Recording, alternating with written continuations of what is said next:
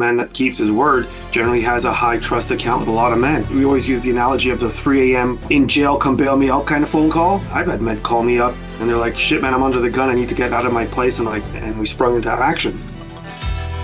You're a man living in the modern world in a time when men and manhood are not what they once were. You live life on your own terms. You're self-sufficient. You think for yourself and you march to the beat of your own drum. When life knocks you down, you get back up because in your gut, you know that's what men do. You're a badass and a warrior. And on the days when you forget, we are here to remind you who you really are. Welcome to Solder Man Podcast, where we aim to make men masculine again. I'm your man, Nicky Billou, and I'm here with my main man, Rob Arpa. What's up, Arps? Hey, not much, brother. How are things? Good, man. Good. Nice and early on a Sunday morning getting this done. So, Yeah. Arps, a few years back, you and I did a podcast episode on the concept of the word whore. Yes. And we did it at the time because there was a man that we both liked who was behaving like a word whore. And Yes. we just thought it was important to tell people what a word whore was, help them define whether they were behaving like a word whore in any sense in their lives, and what the dangers of behaving like a word whore were all about. But you and I started talking about this earlier this week, and you felt it was worth revisiting the topic. Now tell me, Yes. what made you think it was a good idea to revisit the topic, first of all, and then remind everybody what the heck is a word whore? So I think it was I had this revelation, slight epiphany on the word whore, because it's got some strong language to it, and then I was thinking, it popped into my head the saying of the money is the root of all evil, which is not the true saying. It's the love of money that's the root of all evil. That's right. And then I'm like, shit, you know what? That's the word whore. The love of money is the root of all evil. And then you know how I'm leading point, and for Yeah. listeners who are not in the circle, Point is a program we put on that's free of charge, besides monthly membership, but it's an 8-week intensive program that really helps a man really engage with his tools, and how to live in that masculine space that we build. And then the idea of or the concept of addictions versus commitments comes in. Yes. And then I'm like, wow. Although we were talking about this, I never really put the two together. The word whore has an addiction to money. And what do we classify an addiction as? Right? Something that controls a man. That's an addiction. Has no choice, or the process is guiding him. Like the addiction is what drives the man. Mm-hmm. And then the immediate thing that came to mind after that is the crackhead. And I think there was a scene from I think it was was it Jane Silent Bob Strikes Back, or it was with Dave Chappelle, where he was doing a skit where he was a crackhead, and he's like I'll suck your dick for money, because he needed the crack. And it's like, geez, man, like that's like that kind of that level that the word whore's at. They'll do anything for the attainment of money. You know what I mean? They are totally driven by that addiction of accumulating, money. Yeah. Yeah, which is not good.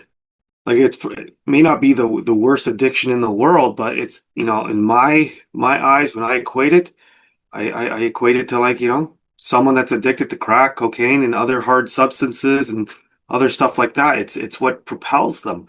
Have you ever heard of a functional crackhead before? No. Is there such a thing? Yeah. Honestly, Really? there is. Yeah. Like, do you remember Rob Ford back as mayor? It's still probably one of Toronto's best mayors, in my opinion, we've I do. ever had. I do. Especially when you compare him to like the one we got now. This Olivia Chow is a space cadet, She but totally is. he would have been considered a functional crack addict, because he worked like That an makes animal, sense. and it probably if like he worked some crazy shifts and crazy hours, day in day out. Like, Yeah. talk about a man that had a love for the city and the people, but the addiction helped him do it. do what he did. I don't know any other counselor, mayor that ever worked as much or as hard as he did for the city. And but he I was agree. a functional addict, right? Because like it's what he needed to do to get to the stuff that he was addicted to. You So yeah, know, the functional crack addict. a Yeah. functional crackhead. Yeah, I guess you're right. I never thought of it that way. There's a lot of functional addicts out there, you know. I knew this one guy, dude must have been like 300 pounds, bro. Maybe more, 350 pounds. But What? he worked like an animal. He would do all kinds of odd shifts and stuff when we were working back at Home Depot. But he Yeah, would drink 2 liters of Coke in the morning for breakfast, bro. Like it was, I don't know how he swallowed it, but he did like 2 liters, like every day, 2 liter bottle of pop. But he worked like an animal. Whatever they asked him to do, he did. You know, it was unbelievable. well, let's break some of this down and unpack it. Okay. Hmm. So there's a lot that you've brought to the table. And the example of the late great Mayor Rob Ford as a functional crack addict Addict. is a good Mm, one. Um, I don't know how much crack he did or he didn't do, quite frankly. I don't know if he was a guy who smoked crack on a daily basis. Um, but I can say this, there's no question he did crack. There's no question that he functioned at a very high level. So in that respect, that yeah. makes some sense. Wolf But of Wall Street. Did you watch Wolf of Wall Street? That's a great example, couple of times, yeah, right? yeah, Yeah, yeah, yeah. yeah, Great example yeah, of an addict, functional addict. Yeah. yeah. Um, and breaking this down though, a functional addict to crack can function and still be addicted to crack. Functional addict to alcohol can function but still be addicted to alcohol. Oh, yeah. So a functional addict to accumulating more money can function, but still be addicted to making more money. Now, why we call them a word whore is because they'll give you their word, just like a whore, to accumulate that money, Money. but Yeah. their word in other circumstances, they Means will shit. abandon it at the first opportunity to accumulate more money. That's what you're Yep. saying essentially, right? So they could Yeah. be Yep. telling you, hey, Arpa, I'm going to come and meet you for dinner. Or, hey, Arpa, I'm going to visit you and your family on Sunday night. Whatever, right? Along those lines. But then all of a sudden, a money accumulation opportunity is dangled before them, and it just revs up those juices in them. Those crack addict juices just get going. Hmm. I gotta have me some of that money crack. Gotta have me some of that Hmm. money crack. And they just abandon their word to you, Abandoned. Hmm. abandon it like Hmm. that. They just drop it and they Gone. go toward the money. Yep. But Gone. Hmm. accumulating money, their word there is real and they keep it, but it's real nowhere else. But it's different because it's not driven by commitment, it's driven No, by addiction, right? They keep their word for money because it's driven by their addiction as opposed to, being driven by commitment. Yeah, it's straight up pretty nuts. facts. Straight up facts.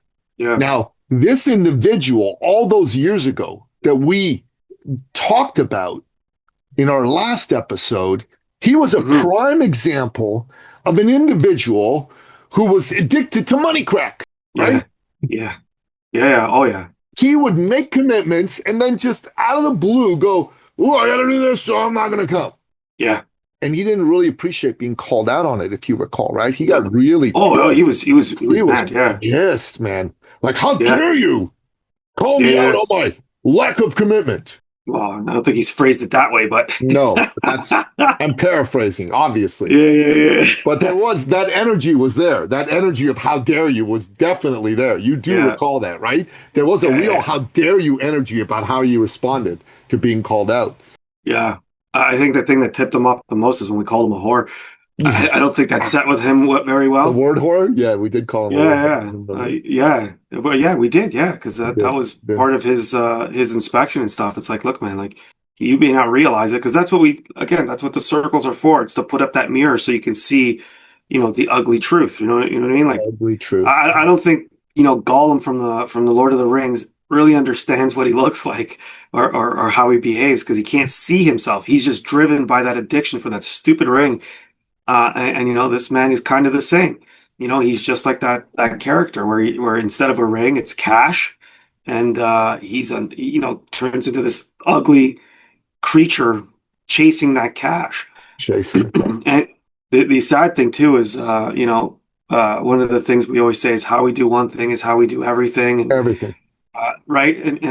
And so, when we prompted this man and said, where your word becomes very selective in your life, it's got to show up somewhere else. And he's like, oh, no, no, because he only looked at, his work and whatever he used to attain cash. And, Yes. and he's under the impression that as long as he's got cash, his wife is going to be happy and his kids are going to be happy.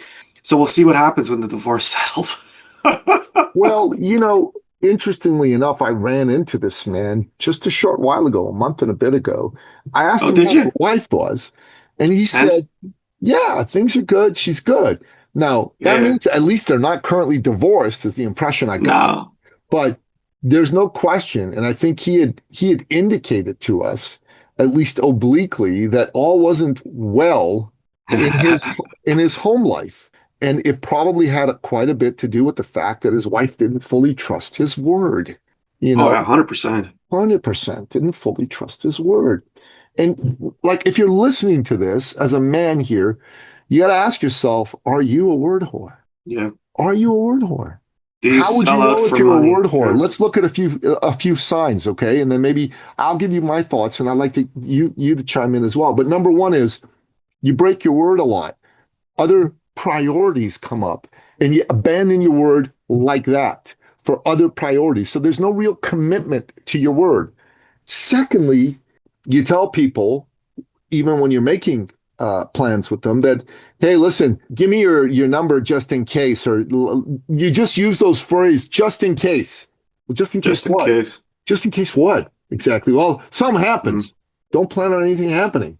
But they say that because they actually are planning on something happening because it was not a real commitment that got made. And thirdly, and I think this is pretty exciting for you to understand, uh, because once you understand this, you can really like see who's a word whore and who isn't.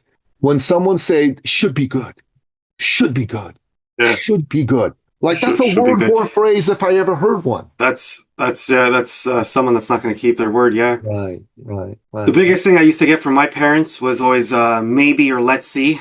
Yeah, maybe or let's see. Maybe or Those are let's good see. word whore phrases, right? Right. But a lot of the times that came from my mom, so you know how that goes. Well, We that can't that was really, her way of saying no to you, right? But I mean, there's other people who say that a yeah, lot, right? Out in the word. Maybe. maybe, let's Let's see. see. I called a man you and I both know very, very well. He was in the men's work from before. You know, he nice guy. Uh, and I invited him to these dinners that I told you about, right? And he said, "Well, Balu," and he calls me Balu, not Baloo. Balu, I'm already part of a group like this, and I have a coach, and I don't know, but I will say, I'll Oh, see, I'll see, I'll let you know, Balu. And when he s- did that, I was like, "You mean no? Just fucking say no, asshole." I mean, yeah, or this word whorish kind of talk. I'll see, I'll let you know. Yeah. I'll let you know. Yeah, men that can't say no just lack the fucking balls. Lack the fucking balls. Their balls have Yeah, have have maybe gone deep into their scrotum because they're just yeah, afraid of letting them hang like balls should. You know, shit. either that or they handed them in a sack to their woman or something like that. Handed them in a sack. These And are these are little boys. This is little boy stuff, right? Because it's like, if I say no, he might not like me in the future. Blah blah blah blah. So but I don't stupid. like you. I don't like you now. Yeah, I like you less when you act like a word whore. In fact, Arp, I hate word whore. I look at them as despicable pieces of crap, to tell you the truth. yeah. Well, there's no trust. There's no trust, right? Like we all A know that. man how can I like a man I don't trust? Well, how does anyone like a man that they don't trust? Right. I don't understand. I don't understand I how don't understand it in the slightest. we've always spoken about the trust account like a bank account, and the way Yeah. you make deposits is by fulfilling things that you say that you're going to do, by keeping your word. A man that keeps his word generally has a high trust account with a lot of men. And Yes. then when the day comes and you need to make that withdrawal, you know what I mean? Like we always use the analogy of the 3 a.m. fucking in jail, come bail me out kind of phone call, Yeah, buddy. right? But that's a very, very severe case. But it could be Yes. anything. Man calls up, hey, I need to move. Like I've had men call me up and they're like, shit, man, I'm under the gun. I need to get out of my place in like 3 days. It's like, yeah, okay. And we sprung into action. But But you like if won't there, do yeah, that for a word whore. a You man won't. who has no trust, oh, dude, I'd probably end up filtering their call and not even answering the phone. Right, right. Right? Yeah. If there's a man out there that I know is a, untrustable man, and if he lacks his word, there's a good chance I'll ignore his phone call. Maybe I'll call him back on my own time, or maybe I won't. I don't have a lot of free time, and I'm not going to spend whatever free time I have, catering to someone that's untrustable. Yeah, an Yeah. untrustworthy man is not worth your time, and you don't have a lot of free time. I always say to men, No. you're the busiest man I know, and you're the one least likely to complain about it. The men who aren't as busy as you complain about their lack of time a lot more than you do. You just say, "Yeah, I can do it," or "No, I can't." You never make an excuse, which is fucking just a beautiful thing. Truly Yeah, is. I like to challenge myself to see how much shit I can actually do, Yeah. which surprisingly is actually quite a bit. You You know, know? it's funny, right? This morning I got up, like I woke up at 5:30. I went to bed relatively early last night. I was just fucking tired, right? So I went to bed relatively early last night, and so I was up at 5:30, and I sat and I read in bed till just after 6. Then I said, "Fuck it." You know what? I've been working on a book, and yesterday I didn't write much in it, and I want to write 500 words a day. And yesterday I think I wrote maybe 100, maybe 100, 120. So I got up 6:30 and I start writing. And in an hour, man, I polished off close to 1,000 words, Oh shit. which is like 4 pages of writing, right? And and Wow. and, and I did a good, and it was really well done, well written. And I'm like, fuck, even before Arpa and I have our podcast, I got a bunch of stuff done. But, this is a function of being a man who has a commitment, right? Like I have a commitment. I'm going to Hmm. write a certain amount of days. There are days I don't meet the commitment, but if I don't let it be 2 days in a row. I'm going, okay, fuck it. Today we're gonna catch up, and I'll write enough today to catch up for yesterday because yesterday wasn't 500 words. So I already fucking done. Bada bing, bada boom. Let's get in, let's get out, right? And that's what Yeah. people need to understand. The word whore in the long run actually ends up making less money than if he was a man of commitment. Wouldn't you not agree that that's the case? Make more money. Now that I'm not sure. I think a man who's committed makes more money than a word whore does, is what I'm I saying. think I think a, I think a man that's committed would make more money in like a value proposition sense, whereas a word whore will just sell out for cash as soon as he could or as soon as he can. Right. But that's Like, what I'm saying. The amount of money accumulated by a man of commitment is going to be greater than the amount of money accumulated by a word whore in the long run. on average, I would say that's true. Yeah. Yeah, Yeah. yeah, yeah.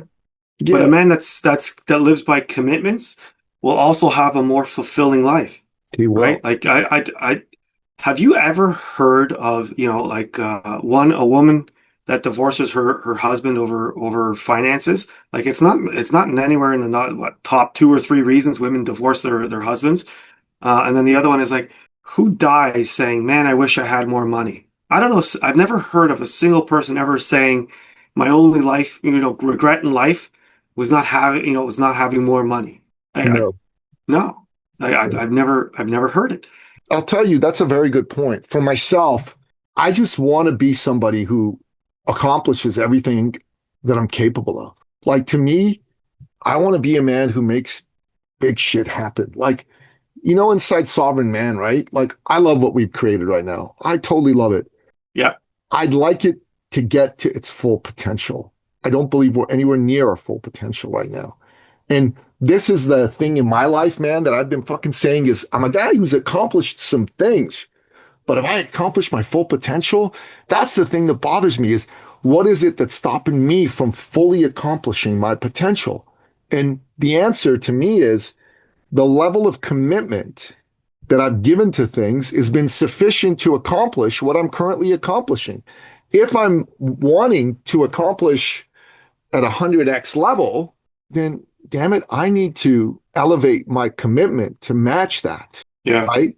And you know that ownership icon that you have brought and read in some of our Sovereign Man meetings, that when a Yeah. man fully commits to something, like fully To a commits to cause. something, to a cause, right? Like everything just molds itself to that cause being achieved. Yeah. Everything. Yeah. The, Yeah. Yeah. the, the truth of the matter is, if I look to myself and go, well, why haven't I accomplished more? Perhaps I've not fully committed to it. Like this whole getting into Yeah. shape, bodybuilding stuff, I fully fucking committed to it. And the results I accomplished for a man of my age were astounding, absolutely fucking astounding. Like Yeah. next level results, right? But I look at Sovereign Man. Have I that fully committed to Sovereign Man? And the truth of the answer is no. I've committed to it maybe 90% of the way, 95% of the way, but not 100%. I don't even know what 100% looks like right now. I only know I don't feel the same level of intensity around Sovereign Man that I do around my health and fitness. I mean, you've been Yeah. around me. I fucking bring my scale with me. I weigh my food. I eat a certain way. I make sure I get up at 4 in the morning and go do a workout. Like that shit's Yep. straight up and real. Yep. That's what it's all about. Yep. Yeah. I think it's funny, like some of the language that we have, like we've got making a full commitment to a cause. But then when you look at things like the two-step formula, it's surrendering to a commitment. And that's almost like a whole different mindset, surrendering, surrendering to that commitment, where now your commitment is driving, right? And with your workout stuff, let's be frank, you've always been the type of man to make it to the gym, watch what he eats, like, yeah, because you were pretty fit way back in your 20s, right? um, at least from what you've told me, and Yeah, maybe a yeah. photo too that you showed me. But along the way, something's changed, and then until you made that you surrendered to that commitment when you started with Hammer, things changed, right? Like there was a point where things changed, and that's where that ownership kind of kicks in, right? They fully committed. You surrender to that commitment. So now it's okay, fine, commitment, you drive. And that's where the molding is taking place. And it's not that everything around you is molded, it's you molded. It molded you. It molded you into the man you are today. And again, do you know how many people when I talk, you come up in conversation, and I'm like, I know this dude in his mid to late 50s, competition, came in like third place, and everyone was 20 years younger than him. And they're like, what? That's crazy. That's insane. I'm like, no, man, it's true. Like, you got to meet this guy. And yeah, all the time. But it's funny, like, I don't think upon first meeting someone you'd really get that impression of the crazy stuff that they're actually capable of. But yeah, it does happen. It It- does. It does. And the question for me right now becomes, well, how do I surrender in a similar way to Sovereign Man? Maybe a part of it is I got to find me a mentor, somebody who's fucking grown a men's group to the level that I want us to grow Sovereign Man.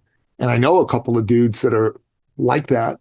And I think it's a good idea to call them and say, look, I have a unusual but very, very real request. I want you to mentor me. And if money is required, I'm happy to give you money. It doesn't matter, but I want to I want to plan, fucking do this yeah, on my side here. And that really is the long and the short of it. I want to reach out to the man, actually, this one man. Um, I'll tell you who he is offline. We don't need to talk about it on the podcast, but I'm going to reach out to yeah, him it's and all say good. to him, look, man, I'm wanting ongoing mentorship around this. This is important to me. This is important to me. And can you can you do this for me? Because if this can happen, holy fuck, dude. I think we get to the next level fast. And that's how I'll move past being a word whore and move toward being a man of commitment. Because you know what?